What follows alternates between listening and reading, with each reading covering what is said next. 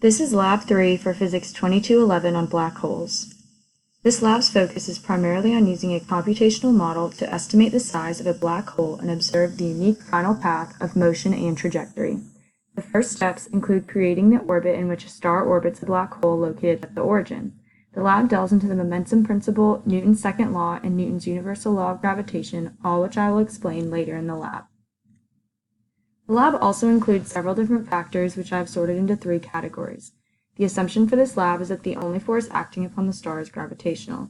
There are also several knowns and unknowns, the things we know being the mass of the star, which is 2 × 10⁻30 kilograms, and the position for the black hole, which is located at the origin.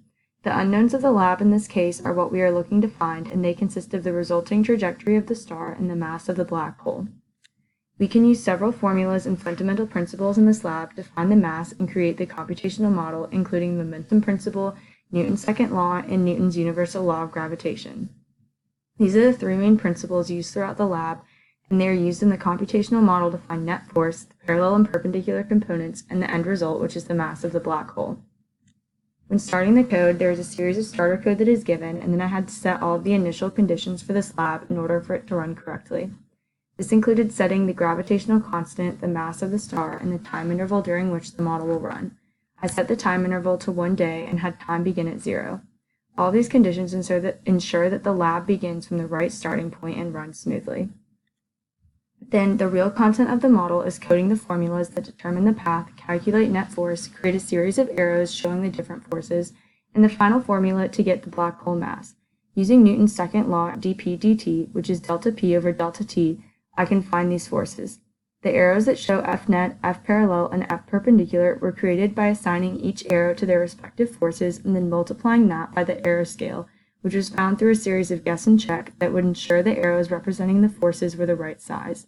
The final code in the box at the bottom of the second image is calculating the black hole mass using Newton's universal law of gravitation and then printing out the results of the code.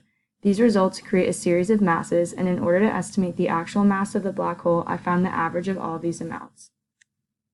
The results gave me a mass of 1.04 × 10⁻34 kilograms. This is the resulting trajectory of my black hole with the arrows showing the net force, perpendicular, and parallel components.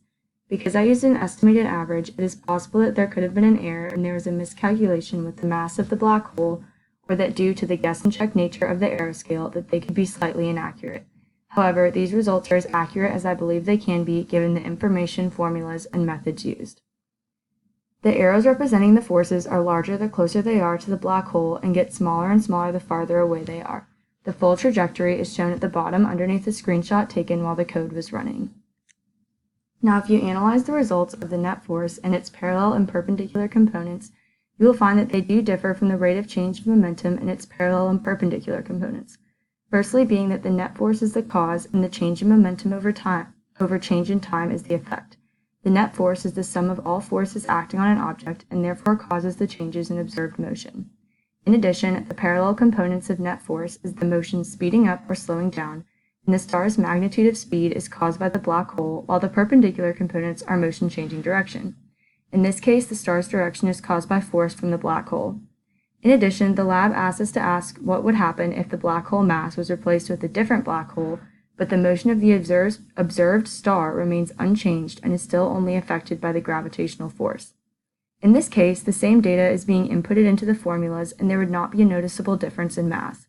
As long as the gravitational force, the position of the star to the black hole, and the mass of the star stays constant, then the mass of the black hole will not change according to Newton's universal law of gravitation. In conclusion, I was able to successfully discover the black hole mass of 1.04 × 10⁻34 kilograms. Thank you for watching.